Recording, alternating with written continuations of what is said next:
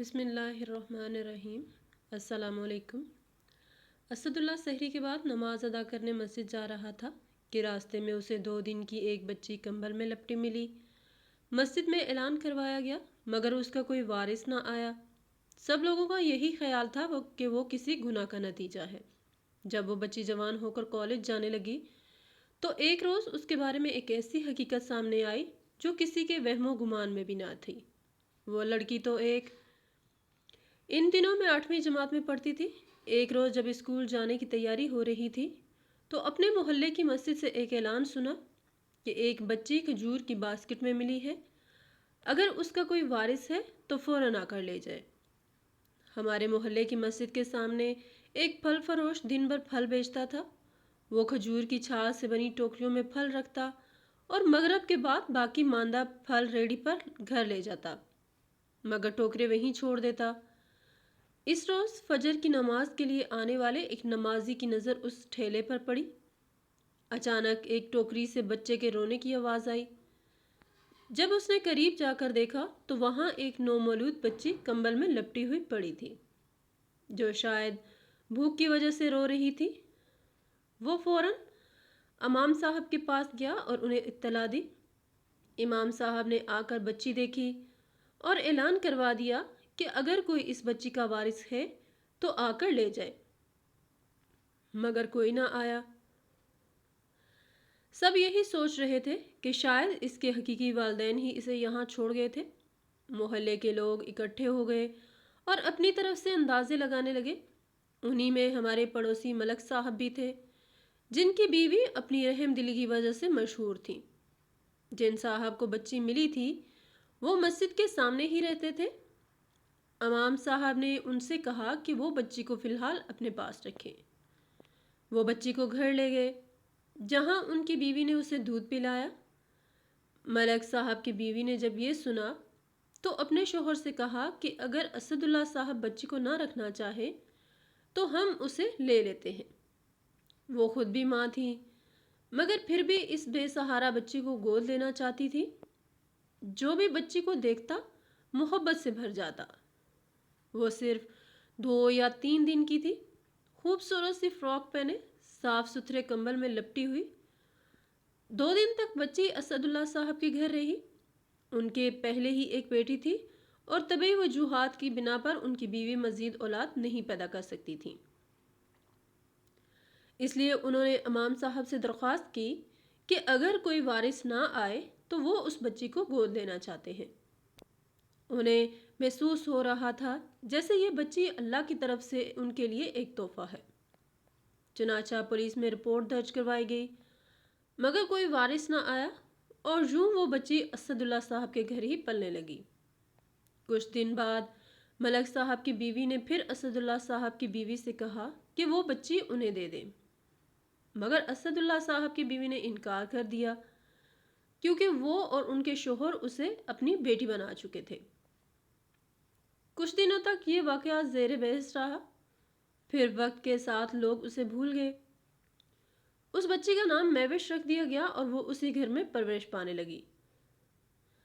اسداللہ صاحب اور ان کی بیوی نے مہوش کو اپنی سگی بیٹی کی طرح پالا۔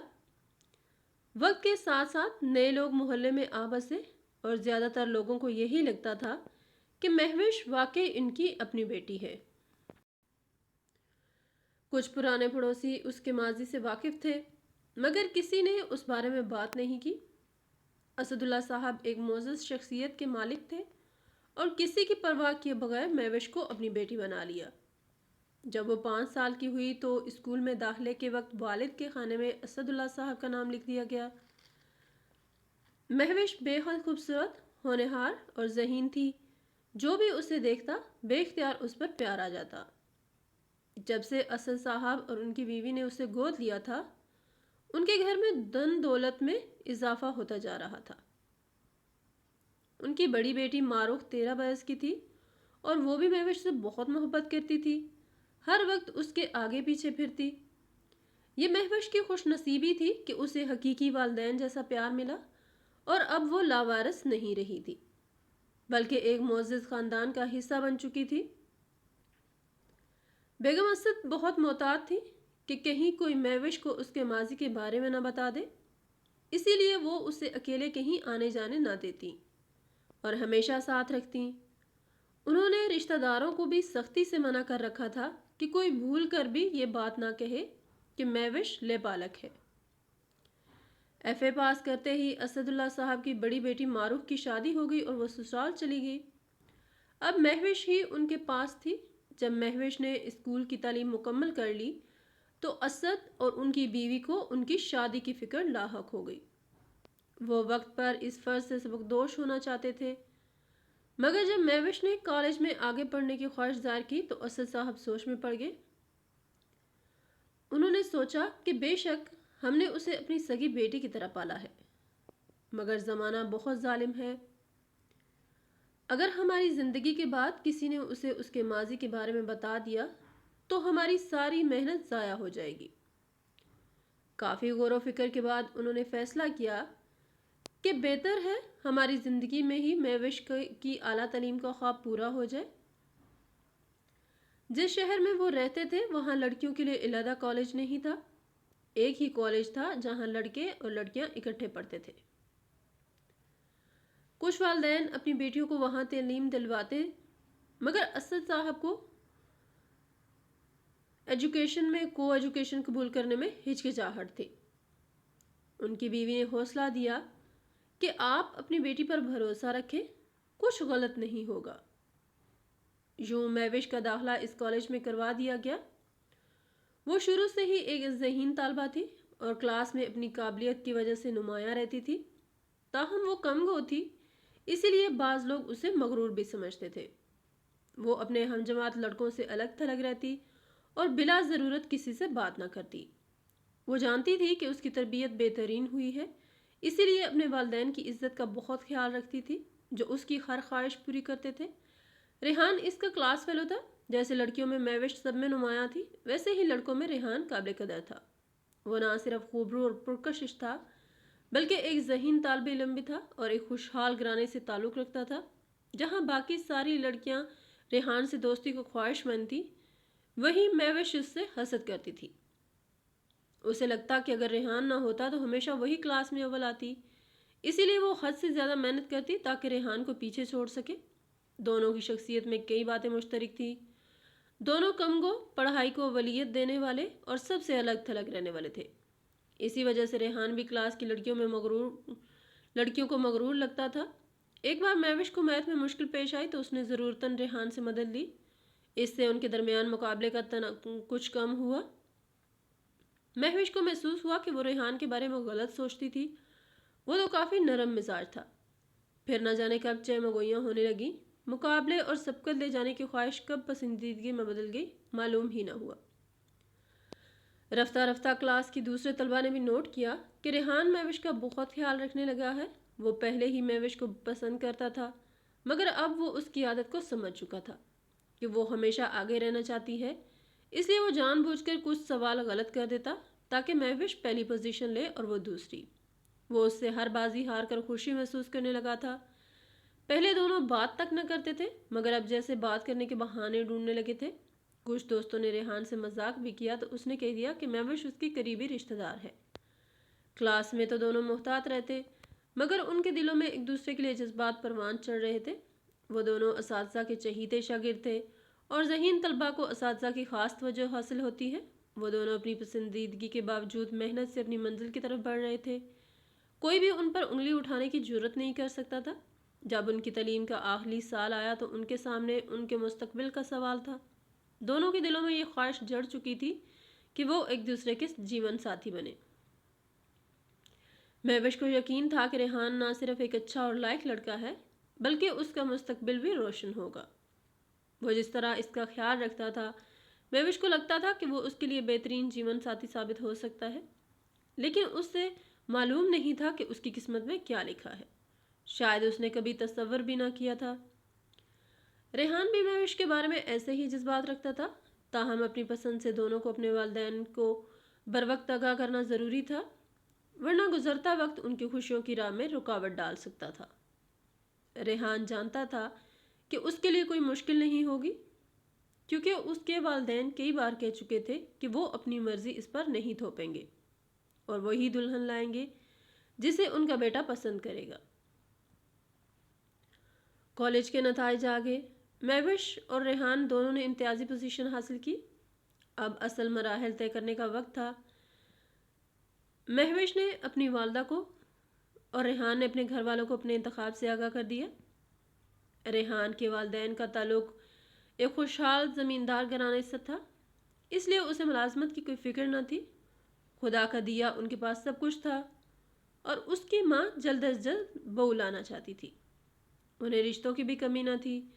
جب انہوں نے خاندان کی کئی لڑکیوں کے نام بیٹے کے سامنے رکھے اور اس نے سب کو رد کر دیا تو انہوں نے پوچھا کہ پھر وہ خود ہی لڑکی کا نام بتا دے۔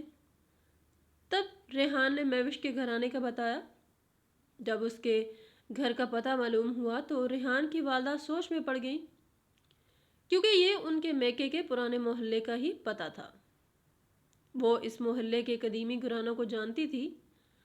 اگرچہ ان کے والدین نے ان کی شادی سے 1 سال پہلے ہی اس محلے سے نقل مکانی کر لی تھی، مگر وہ آج تک وہاں نہیں گئی تھی۔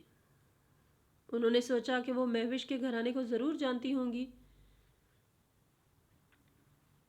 ایک روز وہ بغیر ریحان کو بتائے مہوش کے گھر کے پڑوس میں گئی۔ یہ لوگ پرانے رہائشی تھے اور ریحان کے نانا نانی کو بھی جانتے تھے۔ جب وہ ان کے گھر گئیں تو خاتون خانہ نے انہیں پہچان لیا۔ ریحان کی والدہ نے بتایا کہ وہ مہوش کو بہو بنانا چاہتی ہیں اور اسی سلسلے میں معلومات لینے آئی ہیں۔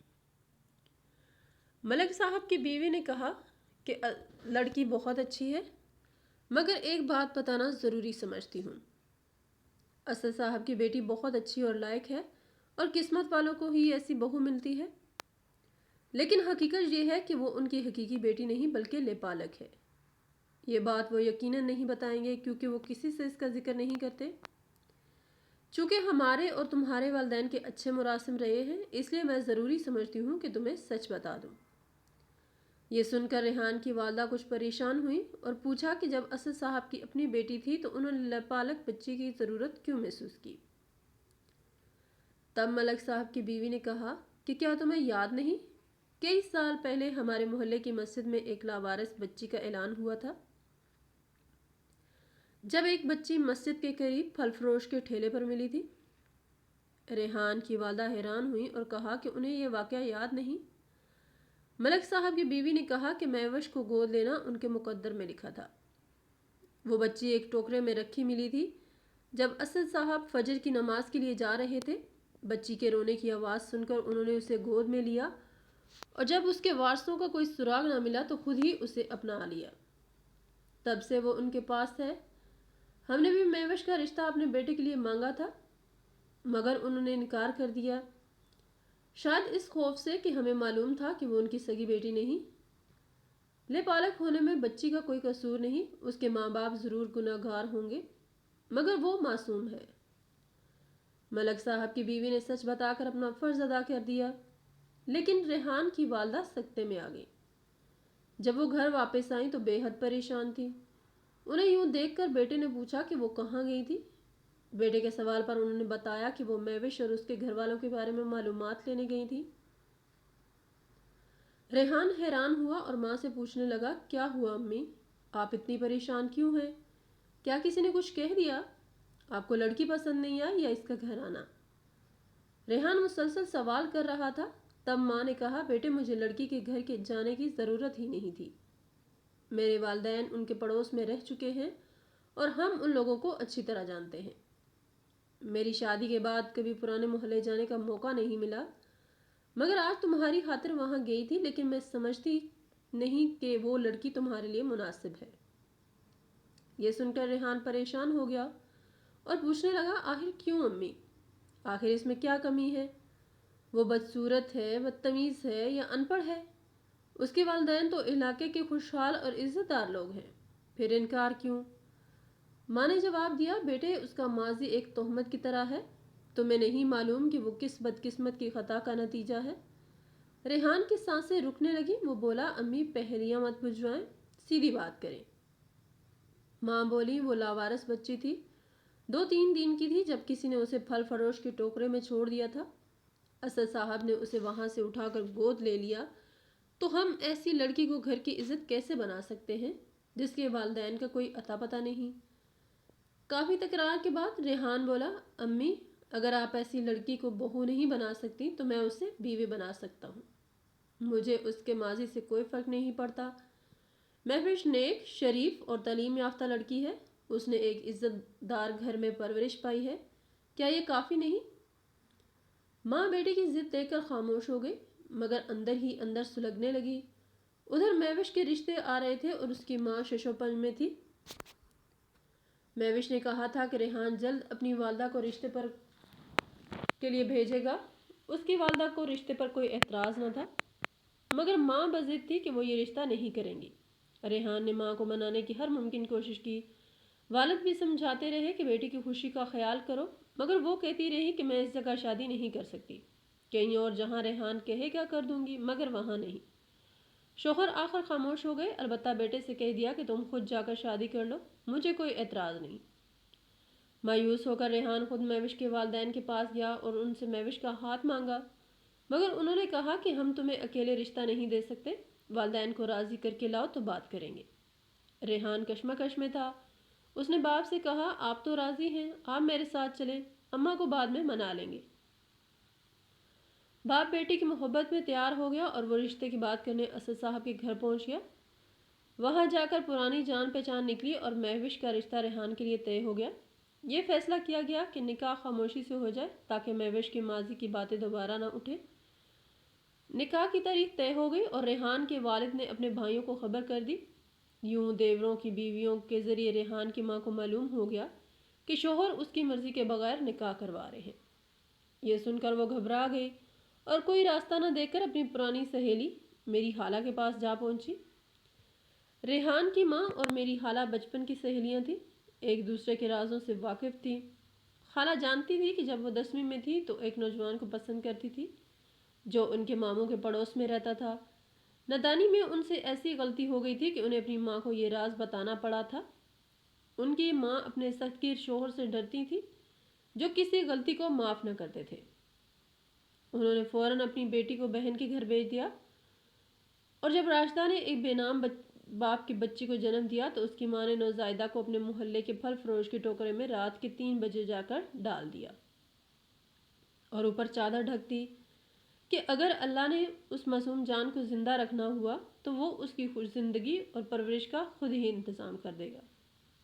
اس کے بعد ان لوگوں نے وہ گھر فروخت کر کے ہمیشہ کے لیے وہ محلہ چھوڑ دیا۔ یوں راشدہ اور اس کے گھر والے ایک بڑی رسوائی سے تو بچ گئے، مگر راشدہ کے دل کا داغ ہمیشہ ہرا رہا۔ اس کی شادی ریحان کے والد سے ہو گئی۔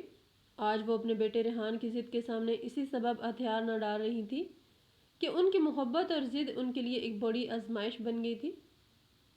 اس نے میری خالہ سے کہا کہ اگر تم ہی بتاؤ میں اپنے بیٹے کو اس سے کیسے روکوں اور اپنے شوہر کو اس عمر میں اپنی زندگی کی ایسی بڑی غلطی کے بارے میں کیسے بتاؤں کہ جس کے بعد میرے لیے زندہ رہنا ممکن نہیں ہوگا۔ میری خالہ نے کہا کہ تم خاموش رہو، شوہر کو اس عمر میں ایسا راز بتا کر دکھ نہ دو جسے وہ برداشت نہ کر سکے۔ البتہ میں تمہارے بیٹے کو سمجھا سکتی ہوں، جو کچھ تم نہیں کہہ سکتی وہ میں کہہ دوں گی، کیونکہ اب اس کے سوا کوئی چارہ نہیں۔ ایک دن خالہ نے ریحان کو گھر بلایا اور حقیقت بتاتے ہوئے کہا کہ بیٹا انسان خطا کا پتلا ہے اور تمہاری ماں کے ساتھ دھوکا ہوا تھا۔ میں نہیں چاہتی کہ اس کی تفصیل تمہیں بتاؤں۔ بہرحال تم مہوش سے نکاح نہیں کر سکتے۔ اگر تم ماں کے کہنے پر رک جاتے تو کوئی اس معاملے پر بات نہ کرتا، لیکن اب مجبوری ہے۔ تم یہ معاملہ ختم کر دو اور اپنی ماں کو شرمندہ نہ کرو، بلکہ انہیں ایک انسان سمجھ کر معاف کر دو۔ ماں بھی انسان ہوتی ہے اور کوئی بھی انسان فرشتہ نہیں ہوتا۔ انہوں نے تکلیف سہ کر محبت سے تمہیں پالا ہے۔ یہ سب سن کر ریحان کا چہرہ غم و صدمے سے سیاہ پڑ گیا۔ وہ بغیر کچھ کہے وہاں سے اٹھ کر چلا گیا۔ بعد میں خالہ نے میری امی سے کہا کہ میں جانتی تھی کہ ماں کا راز جان کر اس کے دل میں ماں کا تقدس مجروح ہوا تھا، مگر میں مجبور تھی۔ جو بات اس کی ماں نہیں کہہ سکی وہ مجھے کہنی پڑی۔ ریحان اس حقیقت کو جاننے کے بعد گھر نہ گیا اور ایک دوست کے ہاں چلا گیا۔ اس کے بعد وہ کہاں روپوش ہو گیا کسی کو معلوم نہ تھا۔ یہاں تک کہ راشدہ بیٹے کے صدمے اور جدائی کے غم میں صرف 3 برس زندہ رہی اور دنیا سے چلی گئی۔ ان کی وفات کے بعد ریحان نے اپنے والد سے رابطہ کیا۔ وہ اس وقت کینیڈا میں تھا۔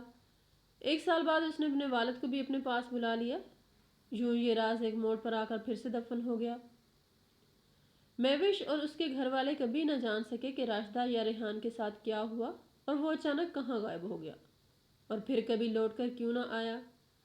یہ دنیا واقعی ایک نگار خانہ ہے۔ یہاں کیسے کیسے واقعات ہو جاتے ہیں جن کا انسان تصور بھی نہیں کر سکتا۔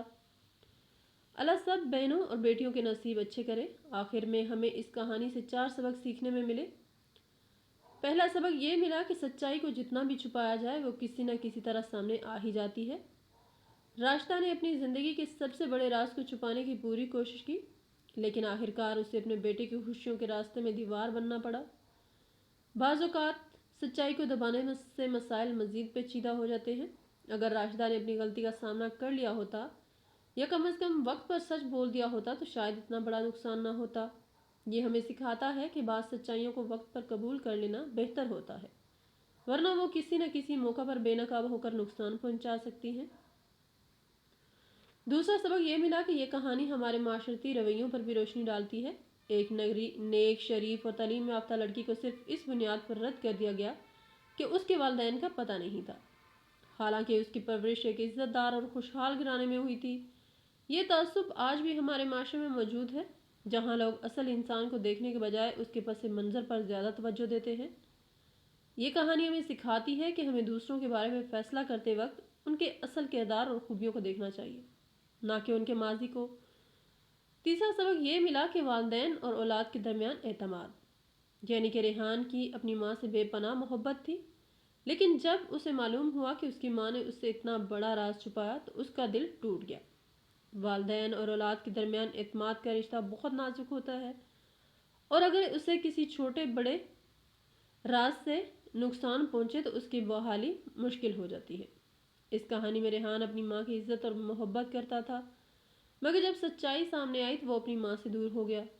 یہ سبق ہمیں سکھاتا ہے کہ والدین کو اپنی اولاد کے ساتھ کھلے دل سے بات کرنی چاہیے تاکہ ان کے درمیان اعتماد کی فضا قائم رہے۔ چوتھا اور آخری سبق یہ ملا کہ غلطی کوئی بھی کر سکتا ہے، مگر اصل بات یہ ہے کہ ہم ان غلطیوں سے کیا سیکھتے ہیں۔ راشدہ نے اپنی ایک غلطی کو زندگی بھر اپنے دل میں چھپائے رکھا اور اس کا سامنا نہ کرنے کی وجہ سے اس کی زندگی میں کئی مسائل پیدا ہوئے۔ اگر وہ اپنی غلطی کو قبول کر کے آگے بڑھتی اور اپنے بیٹے کے فیصلے میں رکاوٹ نہ بنتی تو شاید وہ سب سے زیادہ خوش رہتے۔ اسی طرح ہمیں دوسروں کو معاف کرنے کا حوصلہ بھی رکھنا چاہیے۔ اگر ریحان نے اپنی ماں کو انسان سمجھ کر ان کی خطا کو معاف کر دیا ہوتا تو شاید وہ اپنی ماں کے آخری دنوں میں ان کے ساتھ ہوتا۔ اس کہانی سے ہمیں یہ سیکھنے کو ملا ہے کہ دوسروں کی غلطیوں کو سمجھنا اور انہیں معاف کرنا رشتوں کو جوڑنے اور محبت کو قائم رکھنے کا بہترین طریقہ ہے۔ ناظرین، آپ کو آج کی ہماری یہ کہانی کیسی لگی؟ کمنٹ باکس میں اپنی قیمتی رائے کا اظہار ضرور کیجیے گا۔ ویڈیو پسند آئے تو ویڈیو کو لائک اور دوسروں کے ساتھ شیئر ضرور کریں۔ مزید اس طرح کی سبق آموز کہانیاں سننے کے لیے